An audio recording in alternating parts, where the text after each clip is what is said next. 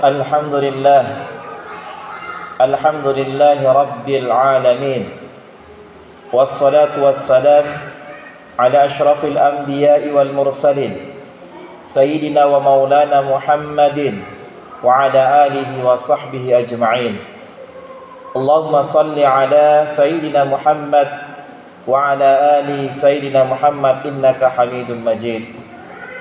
فيا أحباب الله وأحباب رسول الله صلى الله عليه وسلم أوصيكم ونفسي وإياي بالتقوى الله وطاعته لعلكم تفلحون.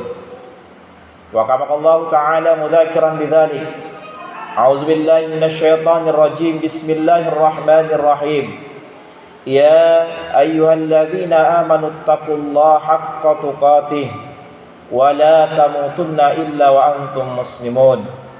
وقال أيضا يا أيها الناس اتقوا ربكم الذي خلقكم من نفس واحدة وخلق منها زوجها وبث منهما رجالا كثيرا ونساء واتقوا الله الذي تساءلون به والأرحام إن الله كان عليكم رقيبا.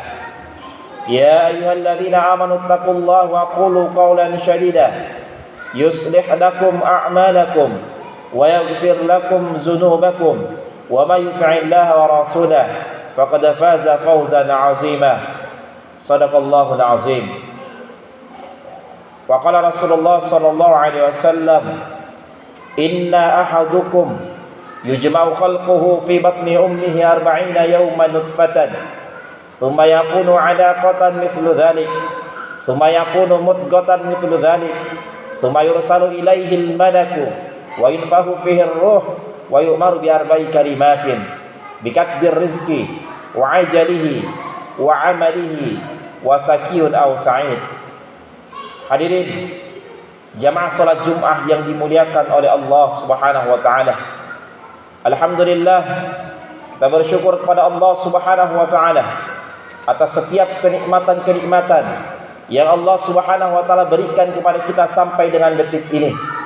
Mulai dari kesehatan yang Allah Subhanahu wa taala berikan kepada kita, kesempatan yang Allah Subhanahu wa taala sempatkan kepada kita, dan nikmat yang paling terbesar di antara setiap kenikmatan-kenikmatan Allah Subhanahu wa taala masih tanamkan keimanan, masih tanamkan ketakwaan di dalam hati kita untuk senantiasa melaksanakan segala bentuk perintah-perintah Allah Subhanahu wa taala.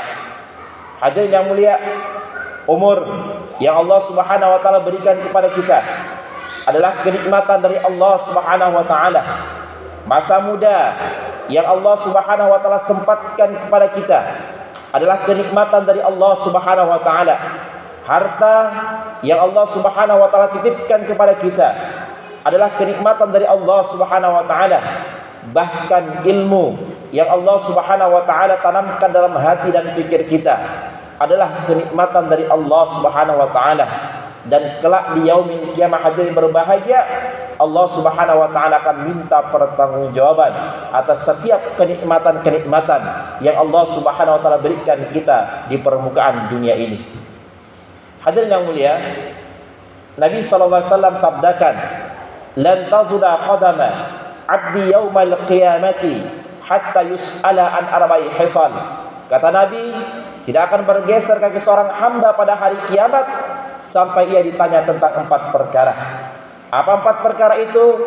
Yang pertama, an umrihi fi ma'afna, tentang umurnya, untuk apa ia gunakan. Yang kedua, wa an syadadihi fi ma'abla, tentang masa mudanya, untuk apa ia pergunakan tatkala Allah Subhanahu wa taala berikan masa muda kepada dirinya.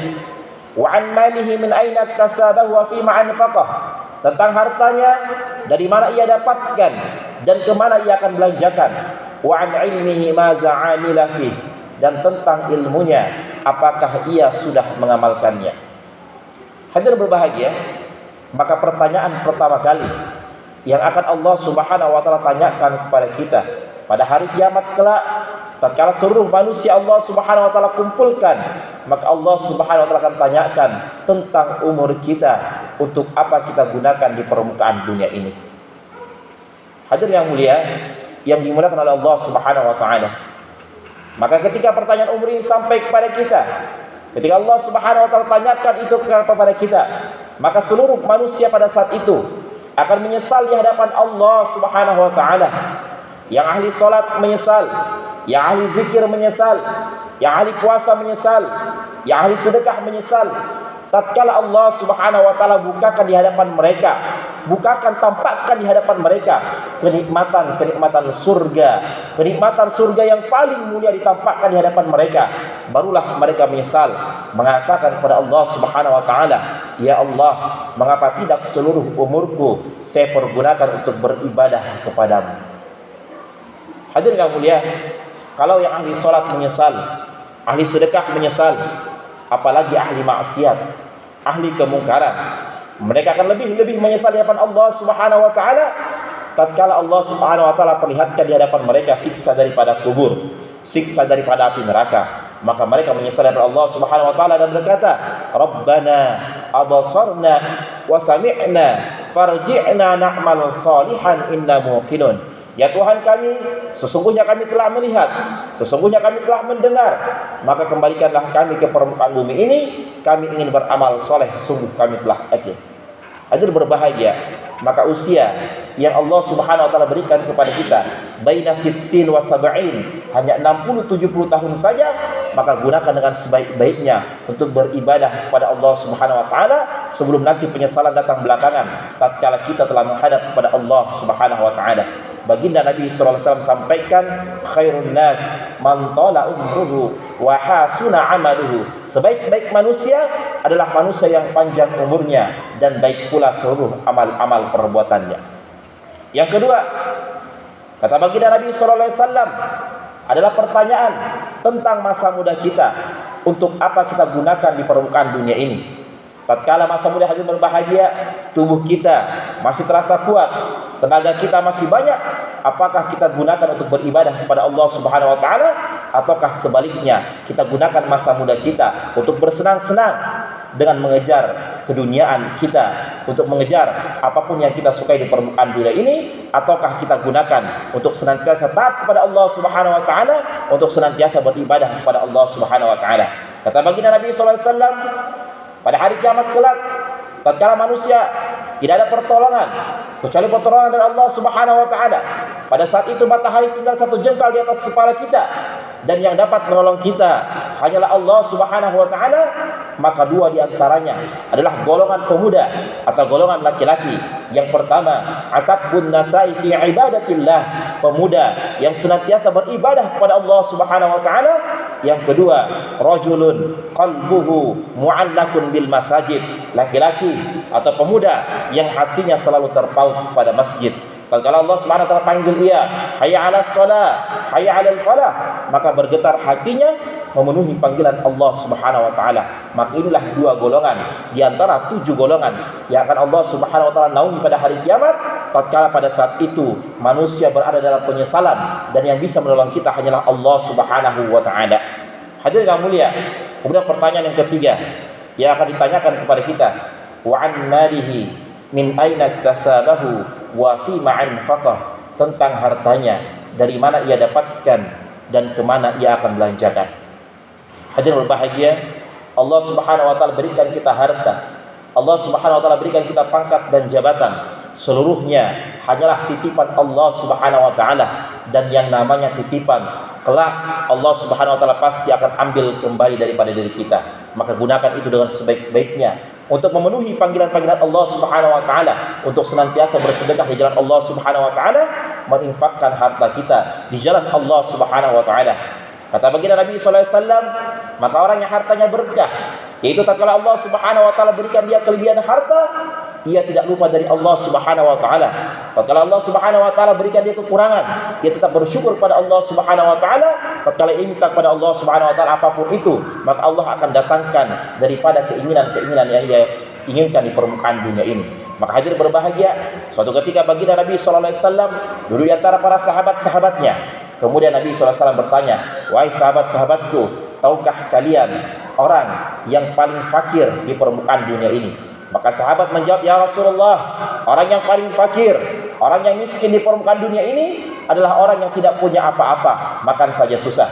Kata Nabi SAW, jawaban kalian tidaklah salah, tetapi yang paling benar, orang yang fakir, orang yang miskin di permukaan dunia ini adalah orang yang banyak hartanya, akan tetapi dia tidak kirim hartanya ke akhirat sebelum dirinya sendiri ke akhirat. Artinya apa, hadirin berbahagia?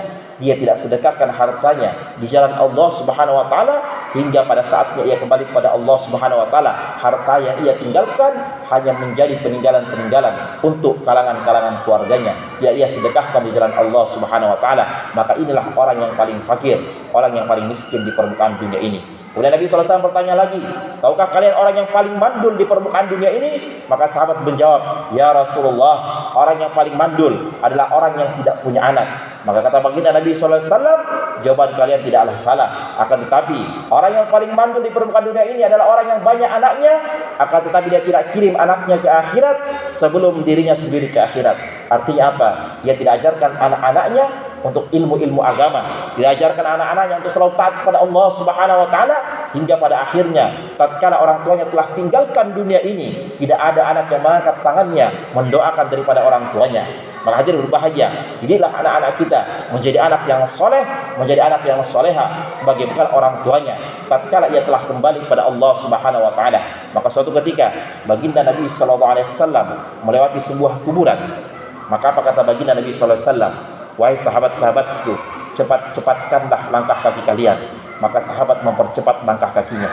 Ketika sampai kepada tempat tujuan, kembali melewati kuburan yang sama, maka kata baginda Nabi SAW, wahai sahabat-sahabatku, lambatkanlah langkah kaki kalian. Maka sahabat heran, bertanya kepada baginda Nabi SAW, ya Rasulullah, tadi tatkala kami melewati kuburan ini, engkau memerintahkan kepada kami untuk mempercepat langkah kaki kami, tapi tatkala kembali engkau memerintahkan kepada kami untuk memperlambat langkah kaki kami. Maka kata baginda Nabi SAW, tadi tatkala kita melewati kuburan untuk pertama kalinya, saya mendengar orang ini sedang disiksa di dalam kuburnya.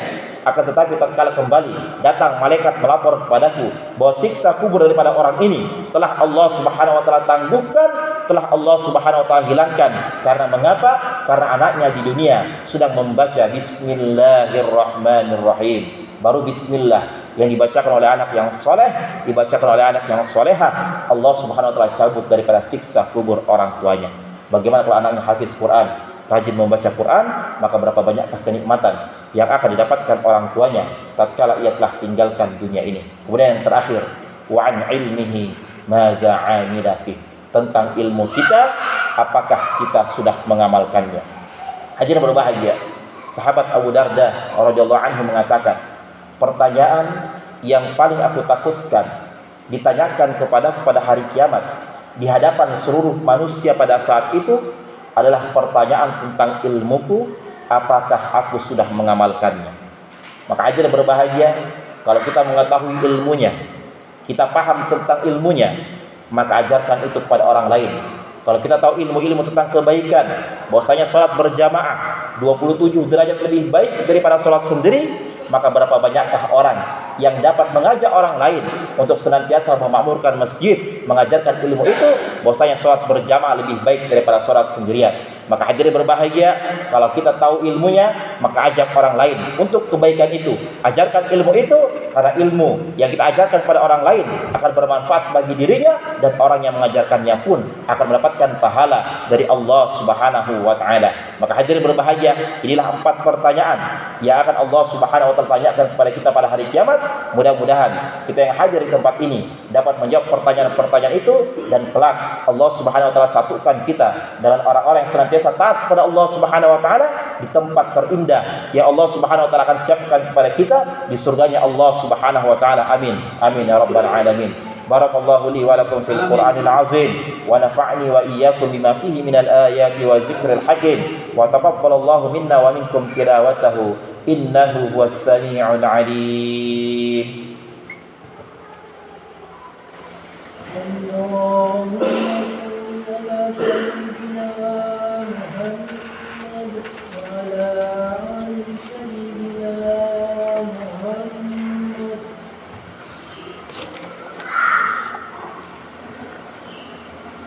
Alhamdulillah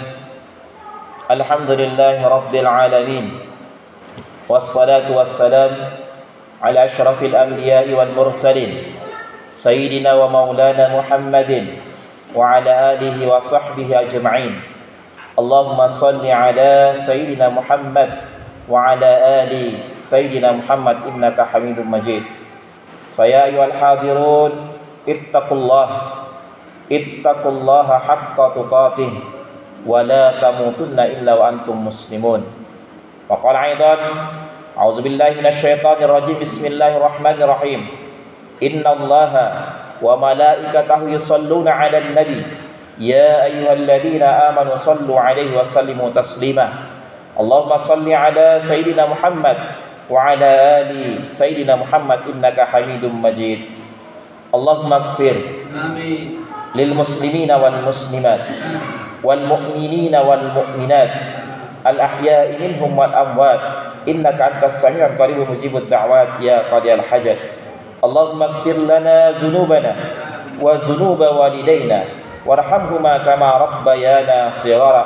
ربنا اغفر لنا والإخواننا الذين سبقونا بالإيمان ولا تجعل في قلوبنا غلا للذين آمنوا ربنا إنك رؤوف رحيم. ربنا ظلمنا أنفسنا وإن لم تغفر لنا وترحمنا لنكونن من الخاسرين. ربنا آتنا في الدنيا حسنة وفي الآخرة حسنة وقنا عذاب النار وقنا عذاب النار والحمد لله رب العالمين. عباد الله إن الله يعلم ما تصنعون. أقيموا الصلاة.